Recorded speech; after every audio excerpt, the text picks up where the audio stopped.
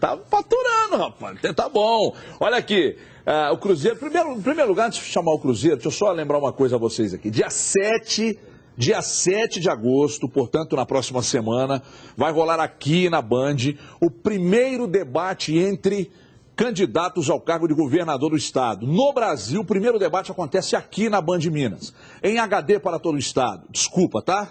Desculpa. Em HD para todo o estado. Desculpa que é em HD. Então é o seguinte, acontece dia 7, aqui na Band. Estamos aqui provisoriamente. A gente volta na sequência, logo após o debate, com um novo cenário e tal, uma nova roupagem, algumas mudanças lá nos Donos da Bola. Portanto, você está convidado a acompanhar o debate que rola no próximo dia 7, hein? Os candidatos ao governo de Minas, aqui na Band, no primeiro debate de todo o país. Você vê aqui, Cruzeiro enfrenta o Botafogo amanhã lá no Maraca, com o objetivo de aumentar sua folga na liderança do Campeonato Brasileiro. Pela fase do rival, a partida parece ser ideal para que isso aconteça. Quem traz detalhes é Ricardo Feller. Daqui a pouco a gente discute com Léo Gomide e Diogo Ramalho aqui. Roda aí. Parece uma vocação desse time do Cruzeiro. Melhor ataque do Brasileirão, 28 gols. Só que o homem-gol vive uma fase de jejum. São 3 jogos sem marcar. Independente de estar 3 jogos sem fazer gol, o importante é que o Cruzeiro seja líder, que esteja mostrando um futebol bom. O fim do jejum pode ser no sábado contra o Botafogo no Maracanã. No treino coletivo, Marcelo Moreno mostrou que está em forma. Quem também marcou foi o artilheiro do Brasileiro, Ricardo Goulart. Para encarar o Botafogo, o Cruzeiro terá apenas uma mudança. Mike entra na lateral direita, no lugar de Ceará contundido. O Mike entrando mais ofensivo, o Ceará também chega muito na linha de fundo. Então, quem jogar, a gente sabe que a gente vai ter um poder ofensivo muito bom e Deus quiser vai dar tudo certo de repente conquistar os 3 pontos. Vai ser o encontro de 2 times que vivem momentos opostos. A Raposa é líder, tudo numa boa. Já a Estrela Solitária ocupa apenas a 13ª posição, a 2 pontos da zona de rebaixamento. E os problemas não param por aí. O cenário para enfrentar o Botafogo é bem favorável ao Cruzeiro. O time carioca não vai nada bem dentro de campo, muito menos fora dele. Salários atrasados, crise entre jogadores e diretoria. O momento entre os 2 times é muito diferente. É jogar sem receber. O lateral esquerdo Egídio já passou por isso. É complicado, né? A gente trabalha o dia a dia para esperar no começo do mês receber, né? Graças a Deus que o Cruzeiro paga direitinho, tem os salários de dia e a gente corresponde dentro de campo. Se a partida pode ser mais fácil, ninguém no Cruzeiro aposta nisso. Todo jogo é complicado do brasileiro, né? Eu acho que a gente tem que estar focado, ligado o tempo todo. Sabendo das dificuldades que eles estão passando por lá. A gente espera que seja um jogo muito duro. Marcelo Moreno ficou fora da seleção dos estrangeiros do jogo aberto.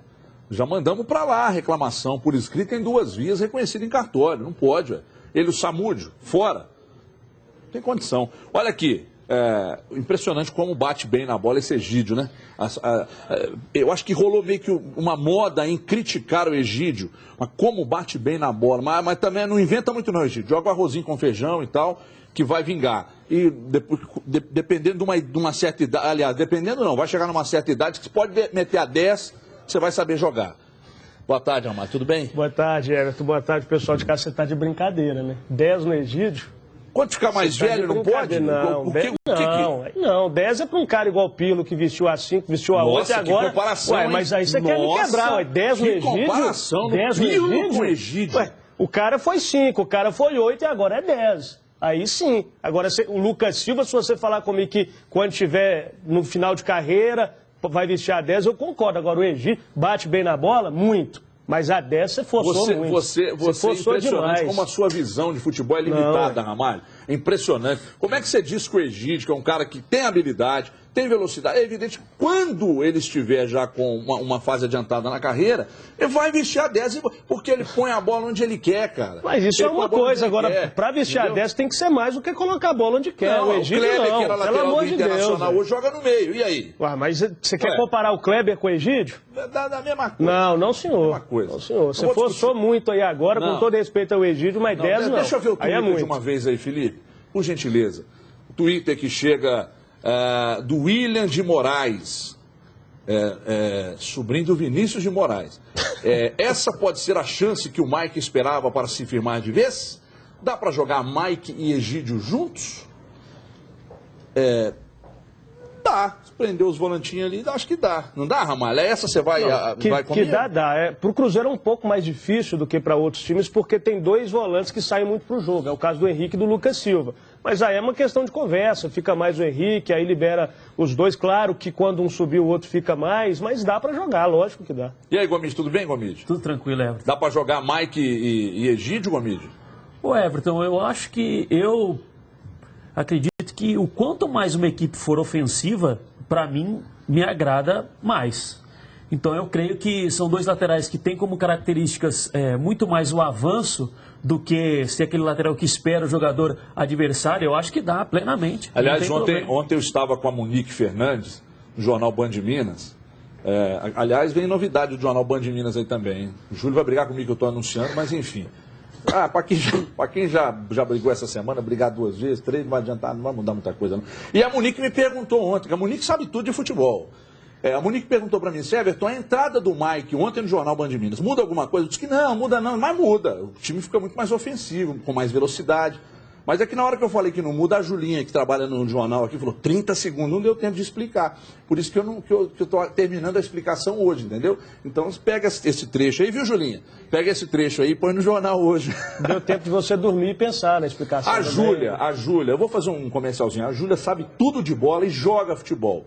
Então qualquer dia a gente vai trazer ela aqui para falar. Inclusive mais do que uns caras aí que acham que jogam muito. A fase do Botafogo... Daqui a pouco, Júlia, você vai responder também. A fase do Botafogo, começa com você, Gomide. Você sabe que esse jogo contra o Botafogo é o tipo de jogo que me deixa preocupado? Que tá tudo tão ajeitadinho para o Cruzeiro chegar lá. O Cruzeiro é melhor, é líder.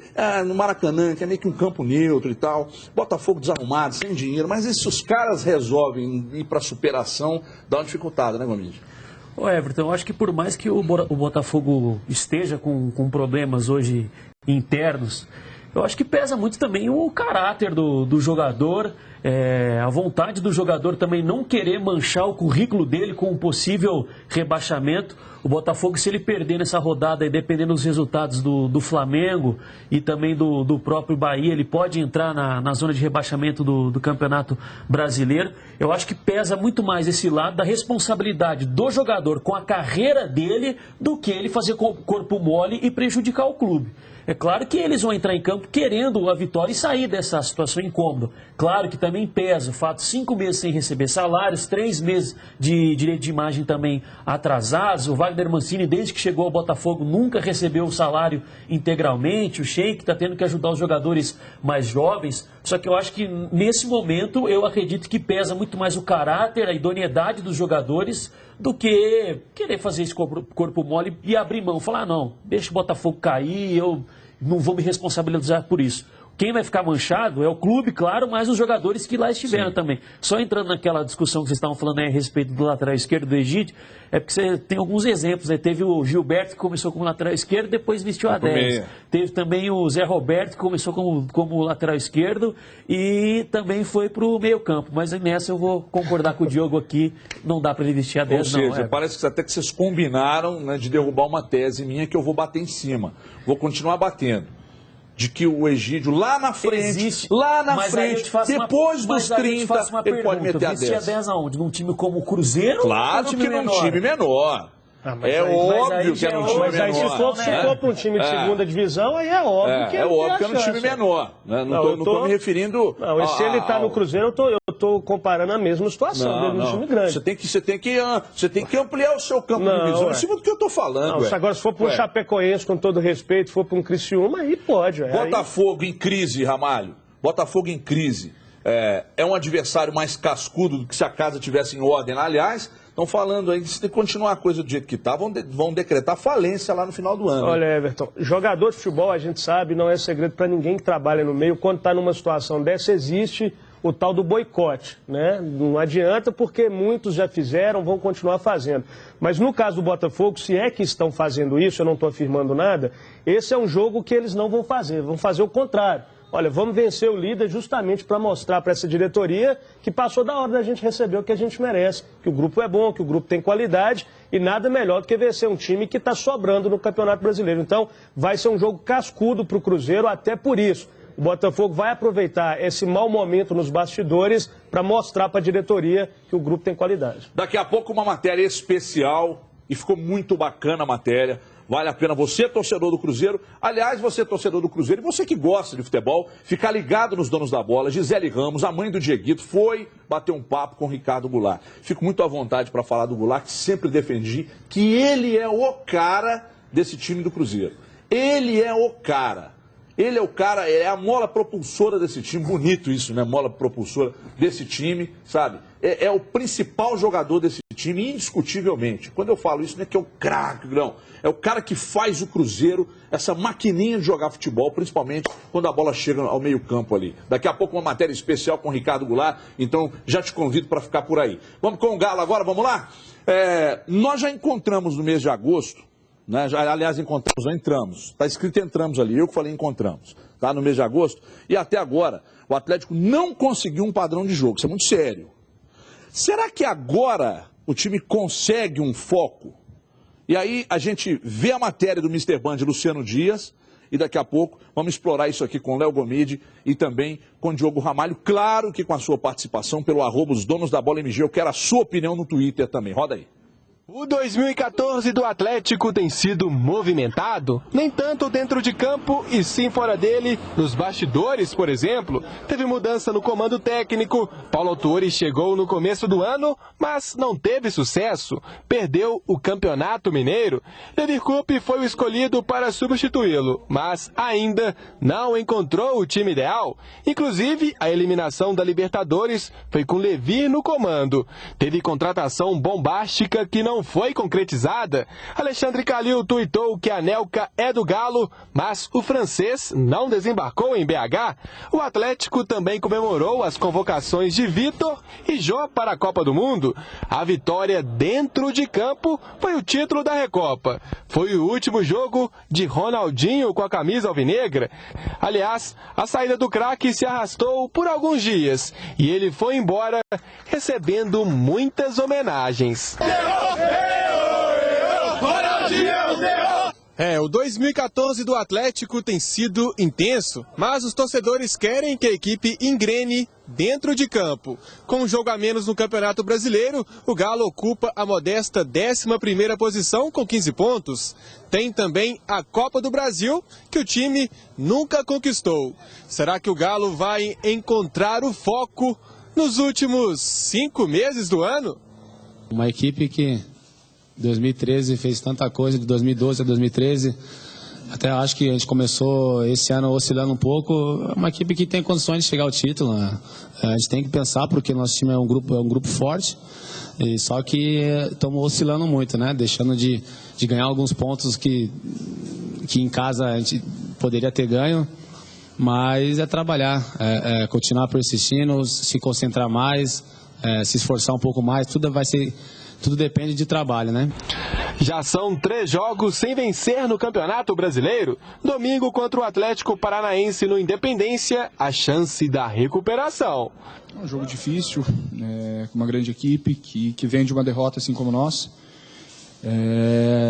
E nós numa colocação indelicada no campeonato. Então eu espero que nós possamos fazer uma grande partida e, se possível, com esses 3 pontos, que é fundamental para nós no momento da competição. Levi Coupe faz os últimos ajustes na equipe para encarar o Furacão. Treino pesado, campo reduzido, time compactado. O substituto de Ronaldinho já foi escolhido. Responsabilidade para Guilherme. Alguns jogos que eu joguei com o Guilherme, ele me deu assistência de gol, recebi bastante bolas, então a questão de armação a gente ainda está com uma boa qualidade, né? Um Atlético que ainda procura o caminho para entrar de vez nos trilhos em 2014. Muito bem. Vamos falar de uma situação de um time. Quando o time desmancha de uma temporada para outra, a gente coloca a culpa no desmanche, não é? E não é o caso do Atlético. O Atlético perdeu jogadores pontuais extremamente importantes. O Bernard na melhor fase da carreira. Agora saiu o Ronaldo, que era meio que um cara também que tinha uma certa liderança. E isso tem influência sim. Quem acha que não tem, eu respeito, mas para mim tem influência. Ou seja, mudou muito pouco esse time com relação àquele de 2012, 2013, principalmente no primeiro semestre. Eu começo com você, Gomide. Por que o Atlético não tem hoje um padrão de jogo? Por que se questiona tanto hoje, mais do que há um tempo atrás, os dois volantes? Por que hoje o Hever já não é mais uma unanimidade na defesa? Por que esse time não tem consistência, não tem equilíbrio e por que é tão questionado, Gomide? O Everton, a gente estava até discutindo aqui quando a gente via essa excelente matéria aí do Luciano.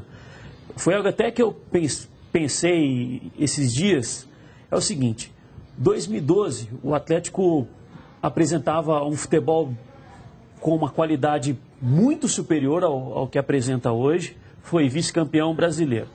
Se você pegar a escalação daquele time, tinha o Bernard, agora o Ronaldo saiu, que eram dois jogadores protagonistas, e tinha um lateral esquerdo que era um feijão com arroz, nada demais, bom jogador. Não comprometia, mas não era também uma peça-chave.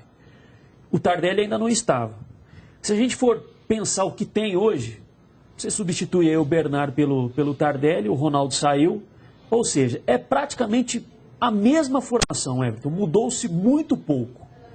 Por que em 2012 o Leandro Donizete e o Pierre serviam e hoje não servem mais?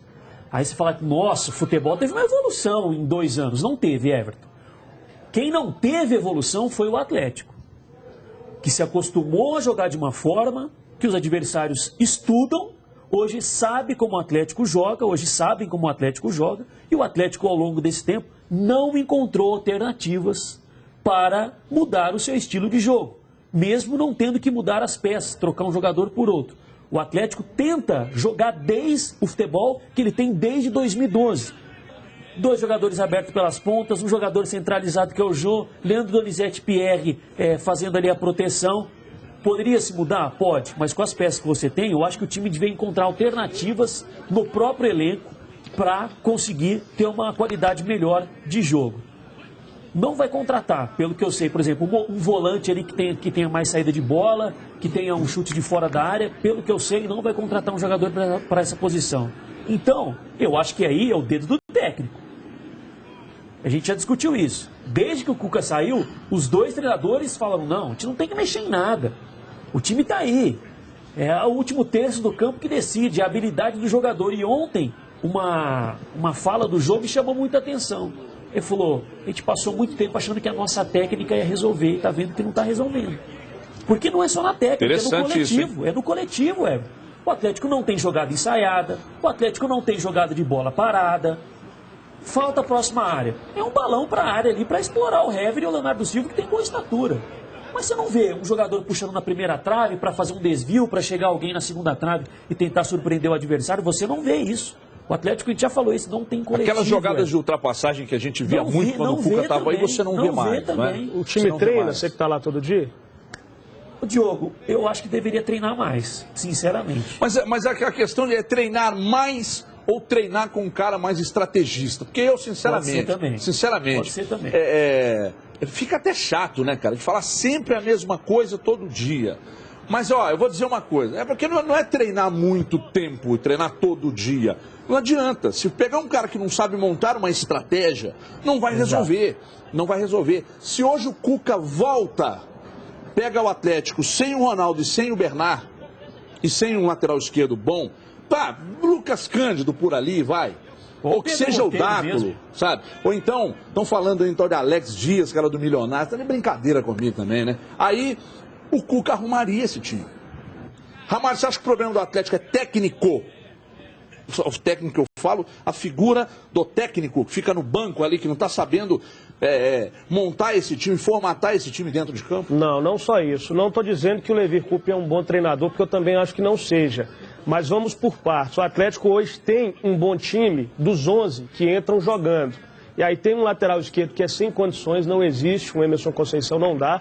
Quando o Gomide fala que o futebol não evoluiu em 2 anos, eu discordo também. Não é que foi uma evolução monstruosa, mas o meu primo, Muricy Ramalho, foi o primeiro treinador que falou isso no início do ano.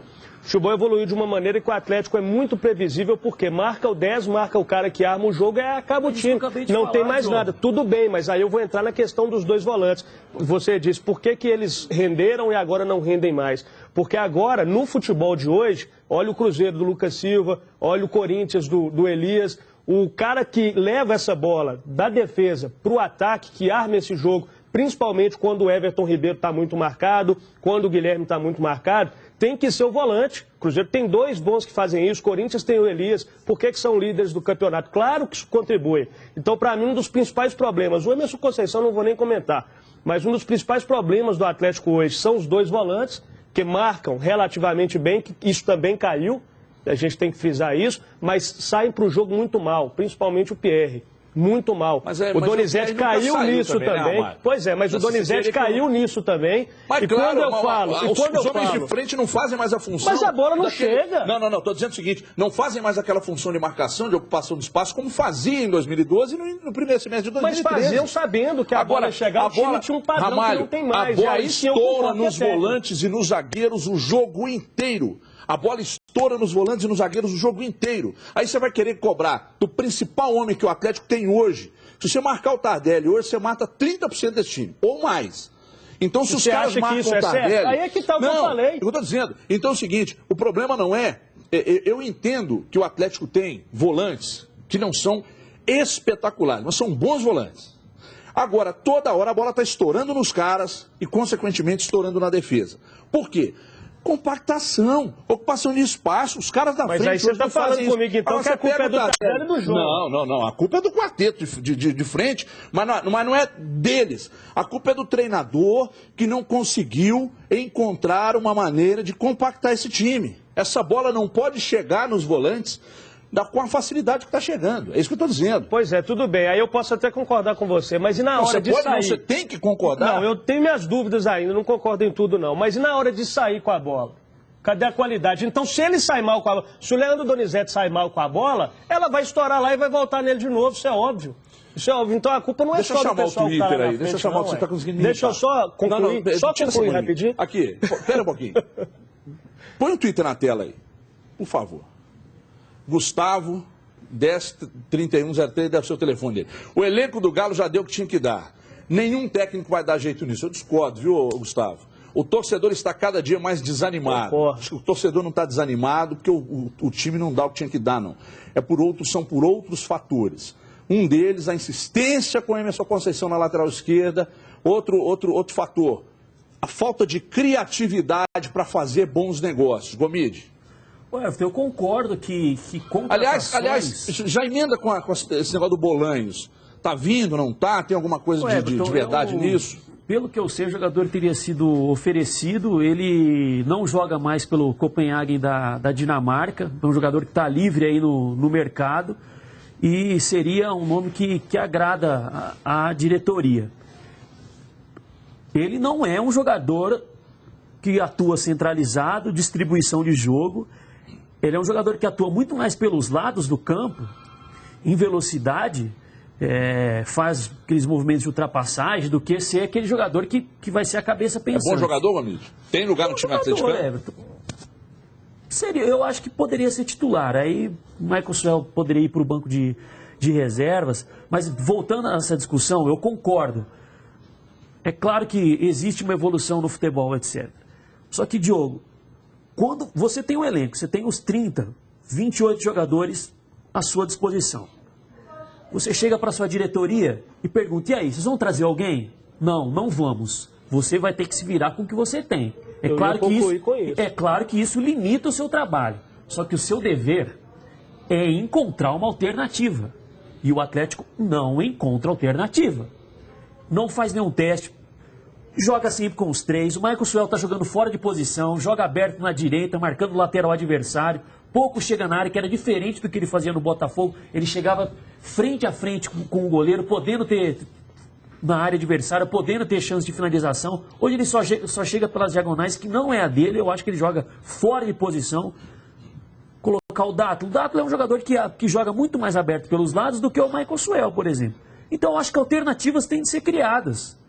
Por que o Tardelli não pode ser experimentado como centroavante? Ah, tá certo, ele arma muito bem, mas ele rende muito bem perto da área também. Porque desde que ele chegou, ninguém nunca testou isso. Você falou do Bolanho jogar aberto pelos lados e tal, e o Felipe está me lembrando aqui, o Luan faz isso muito bem. Velocidade, joga pelos lados e tal. E o Luan também, acho que já está passando, minha gola está torta, o que está acontecendo? E está passando a hora realmente, ficou mais ainda, está passando a hora de ver isso aí, entendeu? E corrigir, poxa, corrigir isso aí, sabe? Se tem jogadores no banco que podem render no time titular, por que não usa? Quem? O Everton. Deixa o próprio Luan. Deixa o seu Luan. Quem mais? Isso aí que eu ia concluir. O Dátulo não é uma sumidade, não.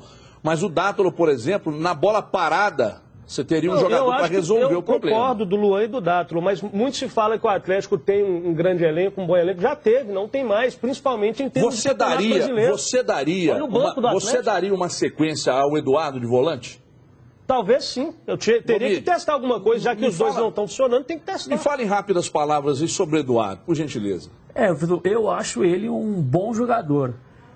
Foi o que a gente discutiu também quando ele teve a oportunidade contra o Bahia. Não dá para você pensar que o jogador vai entrar com 20 anos de idade, vai colocar lá a camisa 8, entre aspas, que eu não sei qual é o número que ele joga, e vai resolver. Tem, Everton, tem. E aí, o que acontece também? Pressa da torcida, não. Falaram que era promissor pra caramba, jogou mal contra o Bahia. Não, encosta, não serve.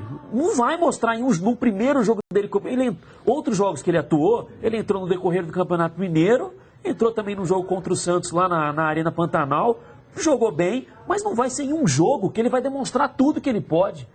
Isso aí pesa também o fato do treinador bancar. Falar, não, eu vou bancar o menino, se acha que ele tem confiança no jogador. Isso aí também é outro quesito. Mas só falando o que a gente estava falando a respeito de encontrar alternativas, por exemplo, segundo semestre de 2013, tá certo que o Atlético relaxou por causa da conquista da Libertadores, mas, por exemplo, perdeu o Ronaldinho, que ele teve aquela grave lesão muscular. O Cuca teve que encontrar uma alternativa para substituí-lo. Recuou mais o Tardelli.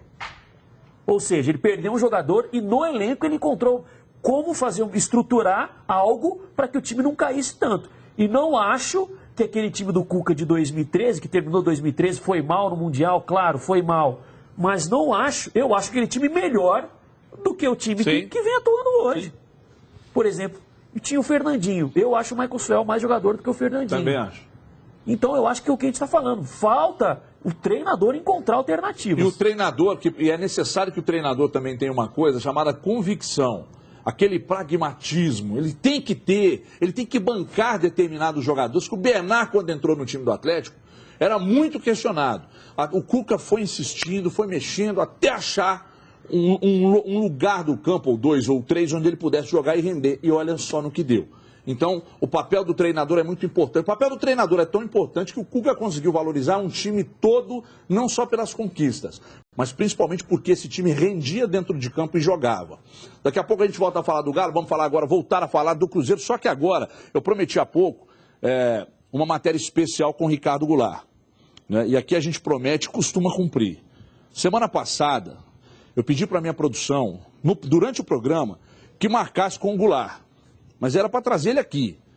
Só que a gente entende, né, correrias, viagens e tal. O melhor jogador do campeonato até aqui, e a nossa competente Gisele Ramos, fez uma reportagem especial com o artilheiro do Campeonato Brasileiro. Então chama a sua atenção, torcedor do Cruzeiro, você que gosta do bom futebol, e se liga aí no que diz o Ricardo Goulart, a nossa repórter Gisele Ramos, a mãe mais linda, a grávida mais linda do Brasil. Veja aí.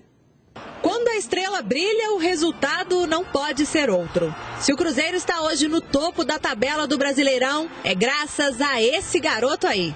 Artilheiro do campeonato com 8 gols. E nem atacante ele é. Então, o jogador hoje em dia não pode fazer só uma função. Né, mas eu deixo isso bem claro que eu sou meia, né, mas o Marcelo Oliveira tem optado pelo ataque, então eu estou fazendo ali. Quando ele me pede, eu tento fazer da melhor maneira, para que as coisas possam fluir. Então eu fico muito feliz. Essa capacidade de fazer tantos gols foi o que chamou a atenção do técnico Marcelo Oliveira quando Ricardo Goulart ainda jogava pelo Goiás. Comecei no Goiás, né, com uma experiência boa de Série B, com grandes jogadores que tinha ali.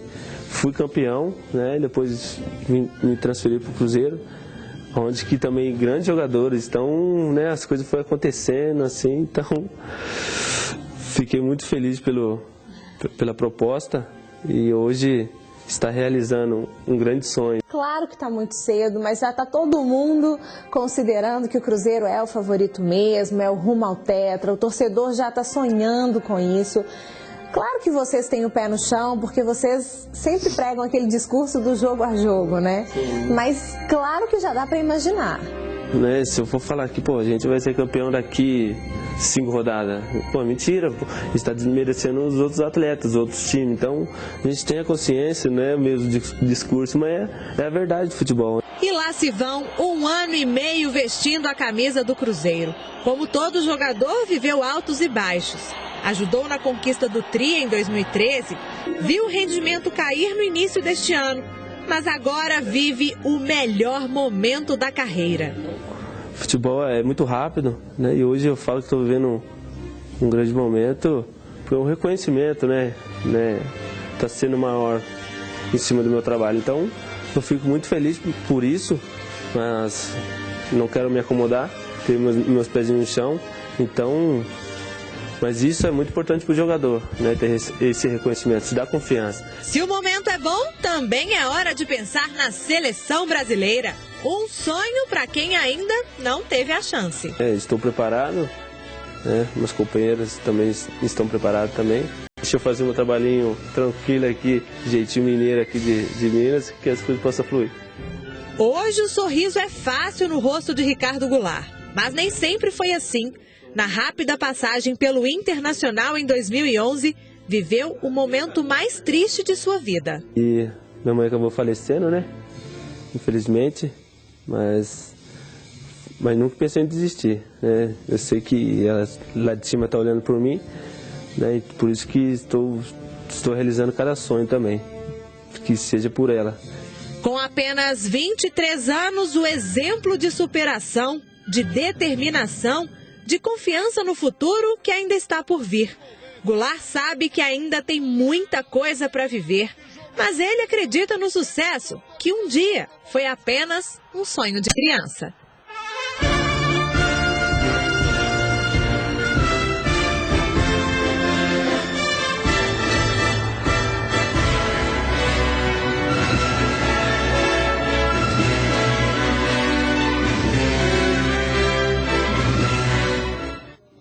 Toda sexta-feira, vou aproveitar que meu editor está em cima ouvindo, meu diretor de jornalismo está em casa. Aliás, se espirrar aí, Júlio, Deus te abençoe. Toda sexta-feira tem que ter uma matéria especial dessa, eu gostei muito, ficou muito bem feita. Parabéns a Gisele, ao Jimmy, ao pessoal da edição aqui, ao Genta, que contribuiu de forma efetiva para que a gente conseguisse essa matéria especial com o Ricardo Goulart, que joga demais, muito bom jogador. Aliás, Gomide, eu gostaria que você falasse primeiro sobre o Ricardo Goulart. O Ramalho está lá vivendo o dia a dia do Cruzeiro e tal, mas eu gostaria que você falasse desse cara que joga demais. Excelente jogador, Everton. E o que eu achei interessante no que ele comentou com a Gisele foi esse fato de dizer que hoje o jogador ele tem que ser um pouco mais versátil, né? Tal. É claro que ele não vai jogar de lateral, volante, etc.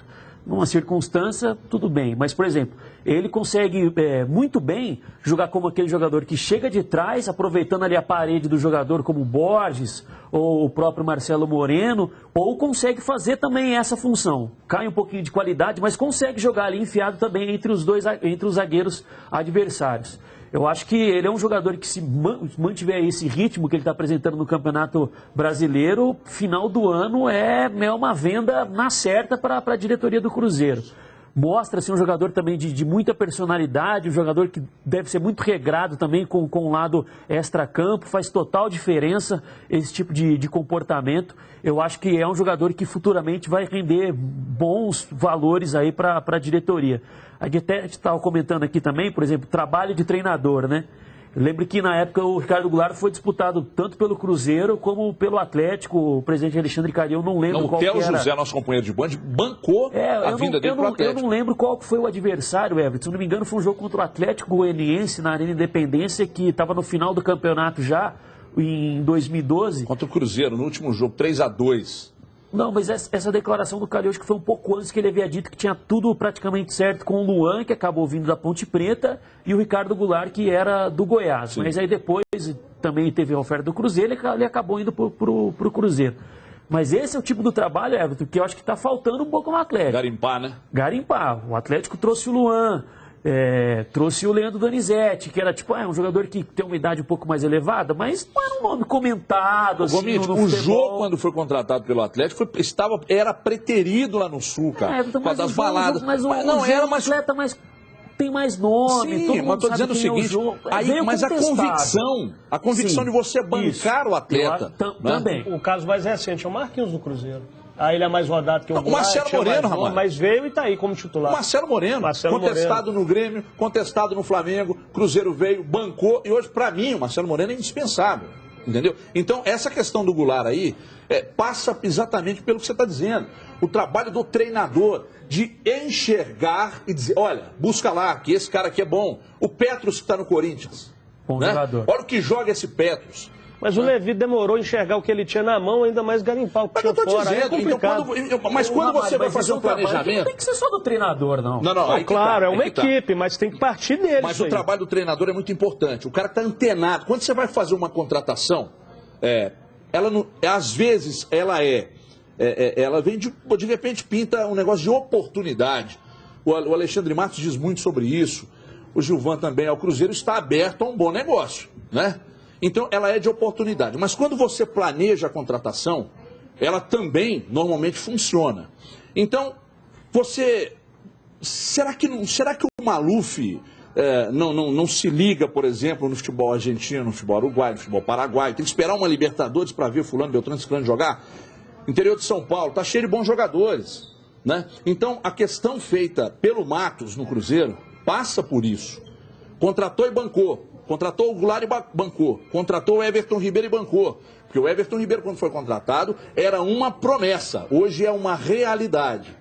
Sabe? De trazer jogadores que... O Bruno Rodrigo, por exemplo, não era um zagueiro que você... Veio super contestado.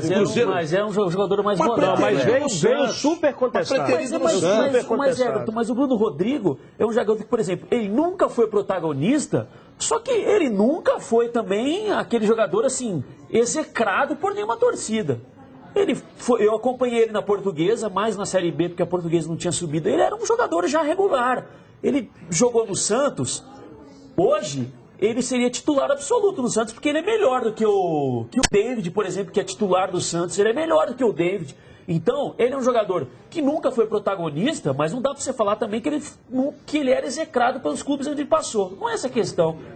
Eu acho que foi um bom negócio, mas a questão dele ele é um jogador também com a idade um pouco acima também. O que eu falo é assim, você pegar jogadores tipo Ricardo Goulart, igual o Luan tá no Atlético, pegar com 21, 22 anos e daqui 2, 3 anos conseguir fazer uma venda para ir girando o capital do clube. Isso que eu tô falando. Deixa eu chamar um intervalo rápido aqui, a gente vai, mas a gente volta para falar mais de Atlético Cruzeiro, da rodada do final de semana aqui nos Donos da Bola. 2 minutinhos só, até já. Os donos da